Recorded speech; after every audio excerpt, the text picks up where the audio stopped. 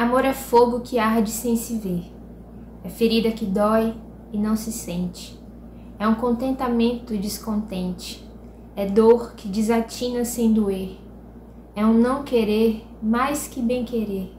É um andar solitário entre a gente. É o nunca contentar-se de contente.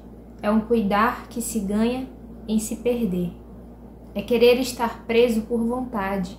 É servir a quem vence, o vencedor. É ter com quem nos mata lealdade. Mas como causar pode ser o favor? Nos corações humanos, amizade. Se tão contrário a si é o mesmo, amor? Em 1580, Luís de Camões já falava sobre esse tema que a gente sabe que percorre toda a história da humanidade, porque é inato à condição humana. Ele fala sobre amor, um sentimento, eu reconheço como paixão, uma emoção, mas também pode ser compreendido como afeto. E é sobre isso que a gente vai falar hoje, sobre afeto como um estado psíquico e os afetos que nos movem, como é que eles nos atravessam e nos direcionam por todo o nosso processo de vida, na nossa forma de enxergar o mundo, de se mover no mundo, de se relacionar, de construir. Vamos lá?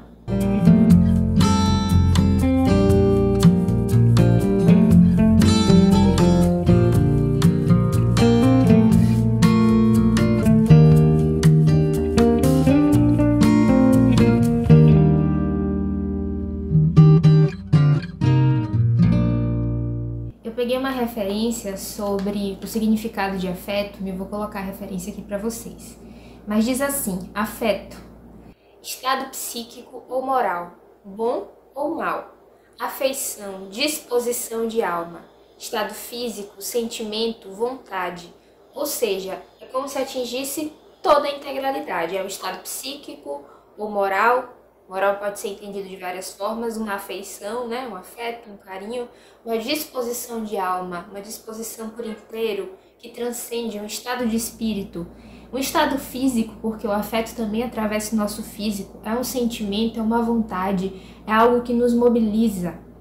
Pois é, em 1908, um médico alemão, também vou colocar o nome aqui para não me arriscar a falar alemão, ele resolveu investigar a insônia. E na medida que ele foi investigando a insônia, ele começou a reconhecer que os sintomas, alguns sintomas de adoecimento, inclusive a ausência de sono, a dificuldade de dormir, tinha uma relação com as paixões dos sujeitos que foram analisados. E o termo psicossomática foi utilizado a partir daí, tem vinculação com esse momento histórico. No modelo holístico, que a gente estudou lá no primeiro vídeo, se você não viu, você pode pausar, assistir ou assistir depois, que trata do ser humano, do indivíduo, olhando nessa perspectiva integral, ou seja, a psique interfere na soma e a soma na psique simultaneamente, traz 3 princípios fundamentais à psicossomática, aos estudos da psicossomática. Também vou colocar a referência do estudioso que se refere a esses 3 princípios. O primeiro se trata da complexidade da existência, ou seja, desse olhar integral para o ser, olhando uma interação contínua entre a mente, o psiquismo, o corpo, o espírito, o meio. A segunda é a valorização das idiosincrasias de cada indivíduo. Idiosincrasias como olhar para as subjetividades, para as peculiaridades de cada indivíduo, em razão do seu meio social, em razão dos sistemas do qual faz parte, família, de tudo que influencia e tem a ver com a vivência específica e particular daquela pessoa, que tem a ver com o tempo histórico e o local em que vive. E o encorajamento, a terceira, tem a ver com o encorajamento da participação do sujeito no seu processo de cura. E aqui fala, então, não trata o indivíduo apenas como um paciente, né? Alguém que está passivo aos acontecimentos, mas alguém que está em movimento ativo para o seu processo de cura. E cura aqui não apenas como uma erradicação dos sintomas, por exemplo, mas como algo, um processo de compreensão acerca do fenômeno que acontece consigo, de adaptação e, quem sabe, de dissolução, com base no processo de autoconsciência. Para verificar o impacto dos processos inconscientes na vida cotidiana das pessoas, por volta de 1902, Jung desenvolveu o teste de associação de palavras. Se eu não me engano, o resultado desse teste foi publicado em 1907, 1908. E aí, o que Jung fazia? Jung utilizava uma aparelhagem, media batimentos cardíacos, colocava também aparelhos no crânio, ia vendo a repercussão na soma da pessoa, no corpo da pessoa, mas não só no corpo, né? Ele ia também percebendo as pausas nas respostas, a demora, a dificuldade com a memória que acontecia a partir dos estímulos que ele fazia. Ele lia uma série de palavras e ia vendo como aquela palavra repercutia na outra pessoa, na resposta que a pessoa dava. Então, assim, algumas palavras mexiam com as pessoas, elas tendiam a demorar de responder, ficavam confusas com as respostas. Às vezes tinham questões de memória, como eu disse, aceleração, arritmia cardíaca, dentre outras coisas. E foi a partir desse teste que Jung passou a utilizar o termo complexo. Não esse complexo do senso comum que a gente passou também a utilizar muitas vezes para poder rotular alguém e falar, não sei o que é complexado e tal. Mas a verdade é que todos nós somos complexados e eu vou explicar um pouquinho melhor aqui para vocês. Mas a partir disso, Jung começou a entender que existiam processos psíquicos que aconteciam em razão de acontecimentos passados, situações das nossas vidas, ou de fantasias, imagens psíquicas que se desenvolviam por N razões, pelas mais diversas razões. Porém, todas essas imagens psíquicas possuíam uma carga afetiva muito intensa. E isso são os complexos. Imagens psíquicas, porque Jung diz que a nossa psique ela é constituída por imagens como as que se apresentam, por exemplo, nos nossos sonhos, né? Ou imagens arquetípicas, enfim, ou imagens de acontecimentos, né? Acontecimentos do cotidiano que se registraram de uma forma específica no nosso psiquismo. E Jung diz que essa carga afetiva muito intensa que formam os complexos, que são como núcleos, vórtices assim de energia psíquica, né, carregadas de afeto, que influenciam diretamente a nossa forma de enxergar o mundo, vivenciar o mundo, estar no mundo. E agora eu te pergunto, pausa o vídeo, ou pensa depois e anota, pega um papel, uma caneta e anota. Quais são os temas que te tiram do sério? Os temas que se repetem na sua vida, que de alguma forma mexem com um afeto muito grandioso dentro de você. Já parou para refletir a respeito disso? Os complexos, eles costumam balançar a coerência do ego. O ego como a nossa consciência de personalidade, de identidade.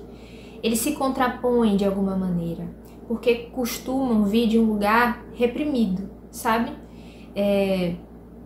O complexo, ele gira em torno de um tema, segundo Jung. Por exemplo, todos nós temos os complexos paterno e materno. E a princípio se falava muito em complexo materno ou paterno positivo ou negativo. Hoje já se modifica um pouco essa concepção, porque é um tema tão complexo, né? Tão vasto e importante na vida de todos nós, que não fica assim tão unilateralizado. O seu complexo é positivo, o seu complexo é negativo.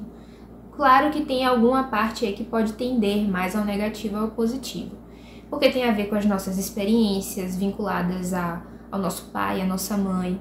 E aí tem amor, tem ausências, tem de um tudo, mas tudo também que se vincula a essa temática.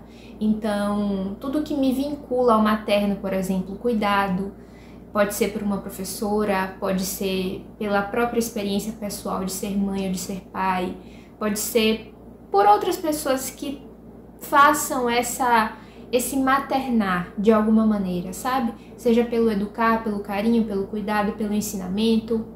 Enfim, então todo mundo é atravessado por esse complexo. E existem outros, muitos, inumeráveis complexos, e cada pessoa vai se afetando em razão do seu próprio processo de subjetividade, então não tem como mensurar. Mas existem temas centrais, e a partir do momento que a gente reflete sobre esses processos de repetição, sobre coisas, né, situações que nos afetam, temas assim que de alguma forma parece que estão meio emperrados na nossa vida, quando a gente pensa na perspectiva de um complexo negativo, né? Então, podem ser relacionamentos amorosos ou de amizade, qualquer tipo de relacionamento, dinheiro, trabalho, tudo isso assim são temas, né? E existem também os temas arquetípicos que a gente vai adentrar depois. Mais ou menos, hoje a gente não vai adentrar tanto assim não, mas eu vou explicar melhor para vocês. Me lembrei agora de um exemplo bacana assim. Eu fiz um curso, já tem um tempinho, de introdução, de iniciação assim nos estudos, né, da psicologia analítica, com um professor, psicólogo, psicoterapeuta, Vinícius Andrade, excelente inclusive. E ele trouxe uma analogia interessante. Ele falava, olha, se você pensar na estrutura do complexo, você pode pensar por duas perspectivas. Primeiro, o complexo como uma casca. Mas uma casca que surgiu como? Surgiu a partir de um acontecimento da nossa vida, especialmente acontecimentos na primeira infância, que nos deixaram uma marca. Aí eu lembro também de um exemplo de um outro professor meu da graduação, querido, professor Lahiri, ele fala, o complexo como uma rachadura, só que no psiquismo, um trauma. Não tem um trauma no corpo? A gente não fala, sei lá, machuquei, quebrei, sofri um trauma, né, no osso, no corpo, mas o trauma no psiquismo também causa esse processo de rachadura, essa abertura. E aí nessa rachadura, nessa abertura, se forma essa casca carregada de processos afetivos, de afetos, sabe? Dessa imagem carregada de emocionalidade, de algo muito importante, um tema que se torna ali importante na vida da pessoa. Essa é a forma mais comum dos complexos e é nessa que a gente vai focar a entender e a estudar um pouco melhor e a refletir também sobre como acontece nas nossas vidas hoje.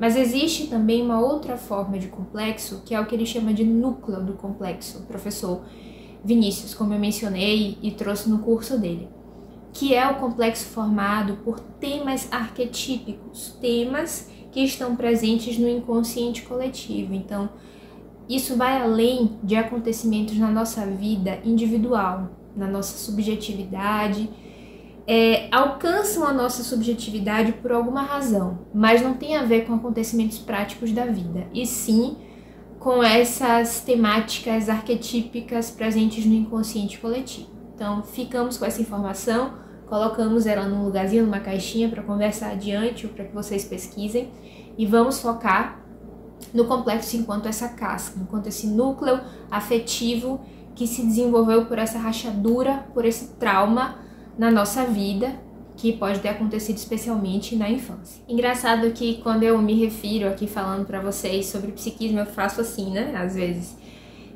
como se tivesse só aqui no cérebro, mas hoje já se fala sobre o psiquismo pairando assim sobre a gente de forma geral, mas também eu não vou trazer evidências nem nada, mas já se menciona a respeito, sabe?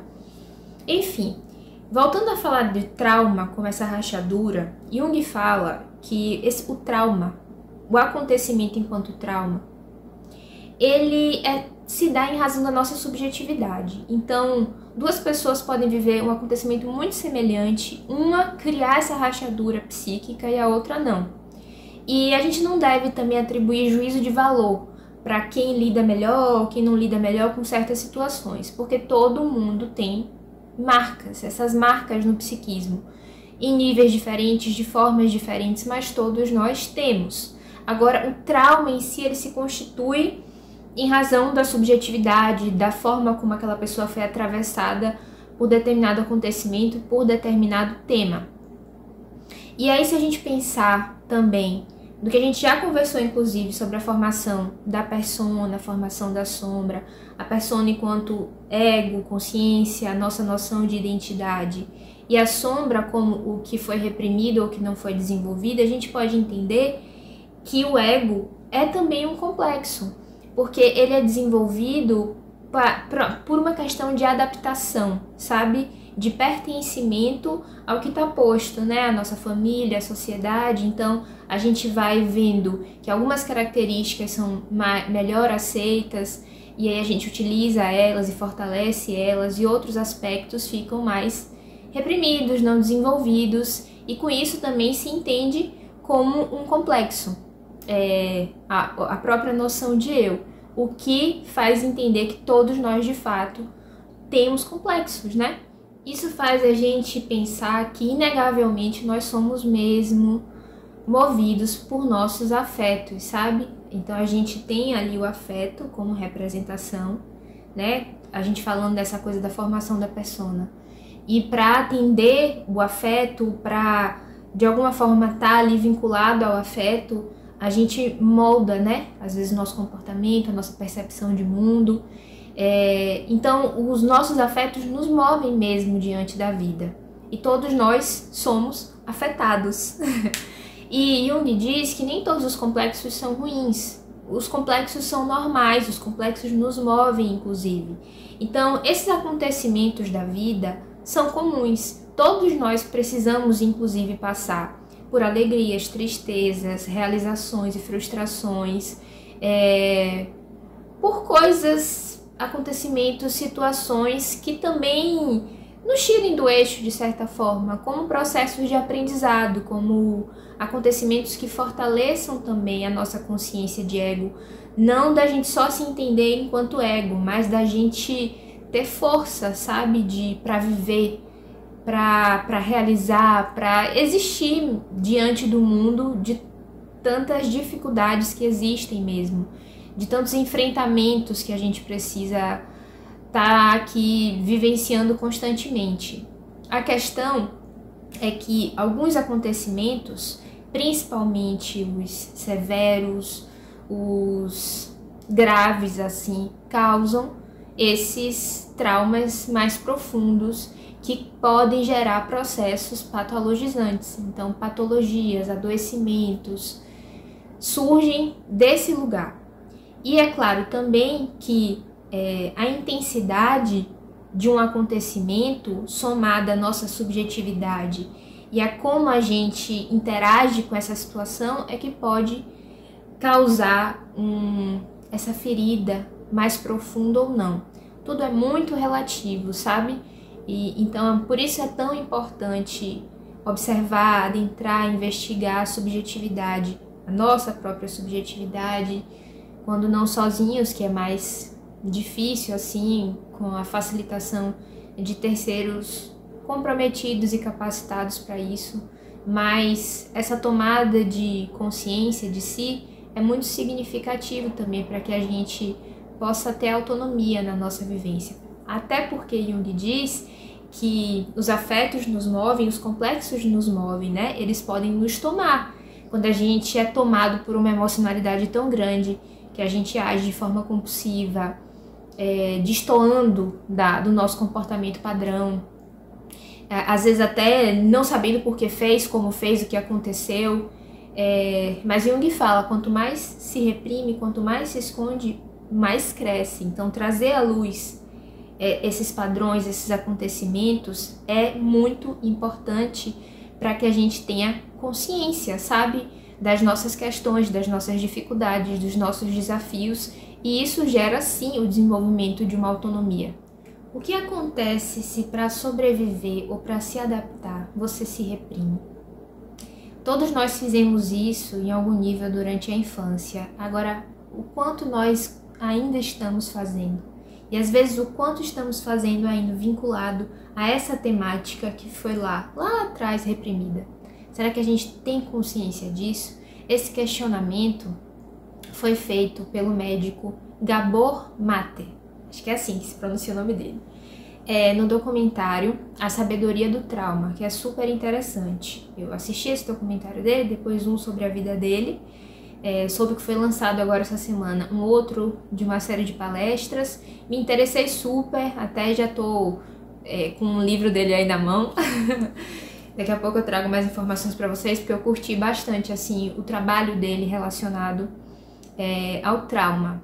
Gabor fala sobre essa repressão que acontece na infância. Ele traz alguns exemplos durante o documentário, como, por exemplo, a criança na nossa sociedade é proibida de expressar a raiva, só que a raiva é inerente à nossa condição humana, ao ser humano. Então todo mundo sente raiva. E aí essa raiva ela é reprimida, porque se você expressa raiva, você pode ser ignorado, afastado, excluído. E a criança precisa estar próxima ao seu apego, né?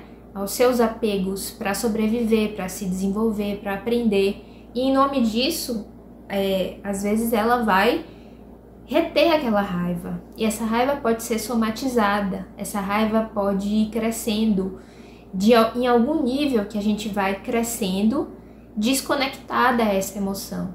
E ao invés dela vir aparecer, se expressar e depois ir embora, ela não tem meios mais de expressão, então ela vai crescendo. Para algum lugar ela tem que ir, né? Então, assim, trazendo Jung também, o que é importante nessa questão? Não ensinar, não educar, não dizer que é feio expressar uma raiva com agressividade, feio é fogo, né? Mas a gente aprende assim, é feio.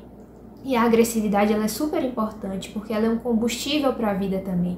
Às vezes a gente precisa estar conectado à agressividade, à raiva, para ter força, né? Vitalidade.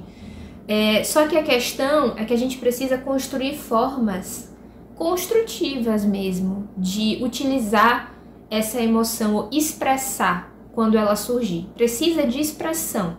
Se não tiver uma expressão, vai se expressar de outra maneira, vai se expressar em um adoecimento, vai se expressar de outras formas. Então, outra questão também, que ele nem fala, mas me veio à mente. Se fala tanto, né, por tantos anos em sociedade, homem não chora. Então, reprime o choro, reprime, não pode demonstrar essa emoção. Mas a tristeza, ela tá ali, e ela também precisa existir. E para além disso, existem outros processos, né, traumáticos, assim, que podem ser acontecimentos mesmo, que causam essa rachadura, como eu já disse. Mas essas repressões também causam essa contenção emocional e vai criando, assim, lugares mesmo de energia psíquica que estão o tempo todo se comunicando com a nossa soma. Então é claro que é necessário educar uma criança, é necessário trazer ali noções, né, de convívio em sociedade. Só que o mais difícil é que a gente não tem um letramento emocional, um letramento de como expressar essa pluralidade, essa diversidade que existe aqui dentro da gente, sabe?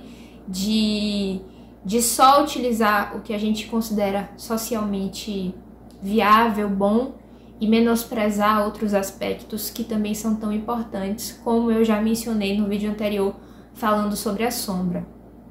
E aí desenvolver esse letramento é algo fundamental, assim, tanto para a nossa saúde enquanto adultos, enquanto pessoas que continuam sempre até o fim da nossa vida aqui em desenvolvimento, e também para as próximas gerações, que de alguma maneira a gente influencia. Gabor, ele tem um trabalho com trauma bem voltado, por muito tempo na verdade ele trabalhou com pessoas com dependência química, e ele fala sobre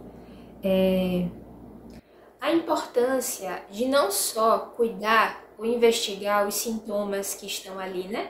O fato de ter essa compulsão, de ter esses processos de vício mesmo, né? De se vincular a um vício e cuidar dali daquela relação da pessoa com o vício, que é importante, é necessário. Mas olhar também para a origem, porque às vezes, em regra, a razão mesmo do vício não está só no vício, mas em traumas, nessas rachaduras, nesses núcleos afetivos. E aí ele fala sobre essas repetições e o quanto esses vícios e essas compulsões suprem, né, tapam buracos. E aí ele fala, inclusive, sobre um vício que ele mesmo desenvolveu e vivenciou por um período, que foi o de compulsão por comprar discos clássicos, né?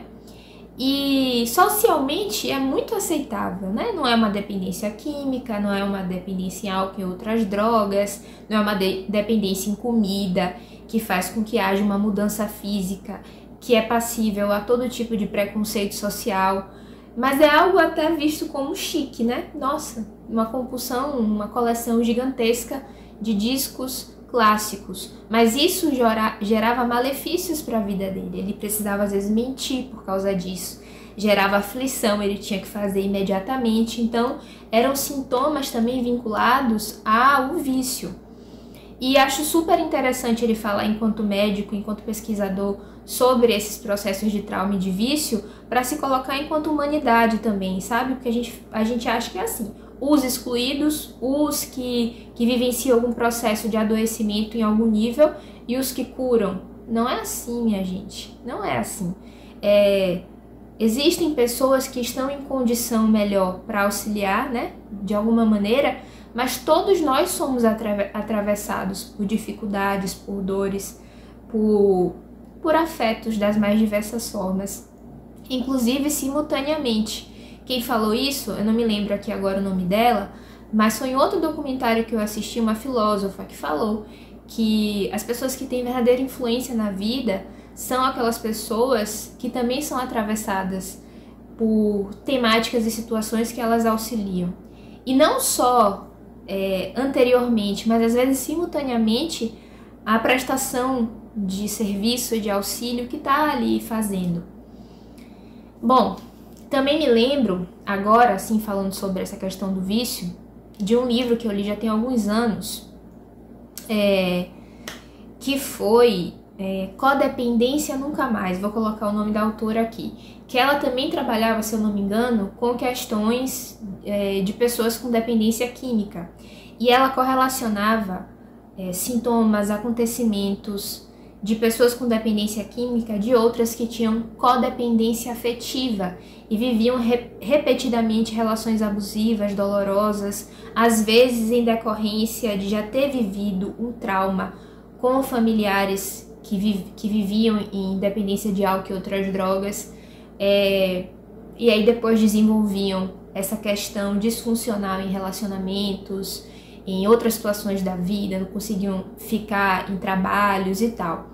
Então, assim, essa questão traumática, ela pode ir reverberando com o mesmo núcleo temático central em várias circunstâncias e situações da vida que, se a gente não tiver essa autoconsciência desenvolvida, não consegue nem enxergar e vive nesse looping de repetições de acontecimentos que, de alguma maneira, vão nos adoecendo psiquicamente, fisicamente, estruturalmente, socialmente, nos nossos relacionamentos. No documentário A Sabedoria do Trauma, que eu citei aqui, tem uma parte que a esposa do Dr. Gabor Mate, que se eu não me engano o nome dela é Ray Mate, bom, se eu estiver errado aí vocês me corrijam, ela fala o seguinte: tenho que ser eu mesma, tenho que ser autêntica. Meu sistema nervoso está conectado de tal forma que, se não for autêntica comigo mesma, fico doente. Tenho dor de estômago, não consigo dormir, fico ansiosa. Achei incrível isso, assim, também, se colocar em vulnerabilidade como ser humano. Olha, se eu não consigo ser eu mesma, isso me afeta de uma forma geral, porque eu sou afetada, afetável, né? Todos nós somos. E olha o nível de autoconsciência que ela passou a desenvolver. Ela entendeu que esses adoecimentos, que esses sintomas surgem do distanciamento dela mesma, da expressão pessoal dela. E aí eu te pergunto, o que pode estar aí te afastando da sua expressão? E o que pode estar pedindo por expressão em você que você não está dando espaço, sabe? e pode estar gerando sintomas, e pode estar gerando acontecimentos e situações na sua vida que surgem justamente por um pedido assim de expressão. E aqui eu já falei e volto a falar, a gente precisa buscar formas saudáveis de expressão, né? Porque às vezes tem uma raiva aí que não está expressa, mas a gente não pega essa raiva que está contida e utiliza de forma destrutiva. Quer dizer, às vezes a gente utiliza, não de forma consciente, mas a gente é invadido por ela, porque não deu espaço, reprimiu e daqui a pouco vem como um tsunami, né? Mas a gente também pode construir formas saudáveis, construtivas, de expressar e de vivenciar o que o nosso sistema, o nosso organismo, o nosso psiquismo solicita. A Ray, ela pinta, né? Eu não sei se ela tem noção, acredito que sim, até pelo nível de esclarecimento que ela tem, da função estruturante que a pintura tem na força de expressão, sabe? Essa função estruturante no psiquismo, porque faz bem, é uma expressão artística que traz simbologias, imagens psíquicas. Eu, como pessoa que pinto, sei disso. Nem sempre eu sei a razão ou o significado daquela imagem, mas eu sei a consequência de pintar, que é o que eu sinto, o bem-estar psíquico, o bem-estar físico. Inclusive, um dia eu conversando com a minha própria psicóloga, eu falei, eu sinto realmente algo que se estrutura, algo que se organiza, algo que se harmoniza dentro de mim a partir do processo de pintura. E eu comecei cada vez mais a colocar isso na minha vida, que era algo que eu fazia lá na minha infância e abandonei por muito tempo, por questões pessoais, mas que quando retornou veio com uma importância muito grande, justamente porque apazigua, sabe, processos internos, emoções, coisas que vão além até da minha própria consciência e do meu entendimento, mas que eu sinto as consequências e são muito importantes. E daí eu também te pergunto, né, que você pode fazer, o que você pode colocar em prática para poder expressar o que está aí dentro de você. Jung fala sobre a importância das expressões criativas e não tem nada a ver com técnica, tem a ver com expressão. Então, você pode mexer na terra, plantar, você pode mexer na argila, ou você pode pintar, você pode dançar, você pode cantar, tudo assim que de alguma maneira permita que essa energia, né, que se condensa em algum nível, flua, né, e crie, e expresse. E aí, falando sobre essas expressões criativas, artísticas, eu tenho que mencionar a Anísia da Silveira, né, que é grandiosa aqui no nosso Brasil e que foi influenciada por Jung também, né? Nem era arte-terapeuta, mas foi uma precursora do que mais tarde se tornou a arte-terapia, que é justamente utilizar esses métodos, esses mecanismos para dar expressão a essas imagens do nosso inconsciente, sem necessariamente estar trabalhando ali com técnicas, com coisas que a gente precisa de uma estética visual para vender, mas sim e pura e simplesmente para se expressar. E uma última coisa também que aconteceu comigo hoje foi que eu conversei com uma pessoa anônima, assim, não é uma pessoa que não coloca a cara na internet, né, conhecida assim por muitas pessoas, mas é alguém de sabedoria. E que a partir da nossa conversa eu tirei a conclusão ali de que a gente não vence na vida, a gente não vence a vida, a gente vive a vida. E é isso que eu tô querendo trazer assim como mensagem principal em tudo que eu tenho feito, sabe? Vamos viver a vida. E como é que a gente faz para melhor viver essa experiência aqui? Então vamos trocar, vamos conversar, vamos compartilhar tudo que a gente puder para viver da melhor forma possível, dentro do possível, e quem sabe até ultrapassando. Um beijo, minha gente. Até mais, espero que tenham gostado, e aí curtam, compartilhem, se inscrevam. É isso.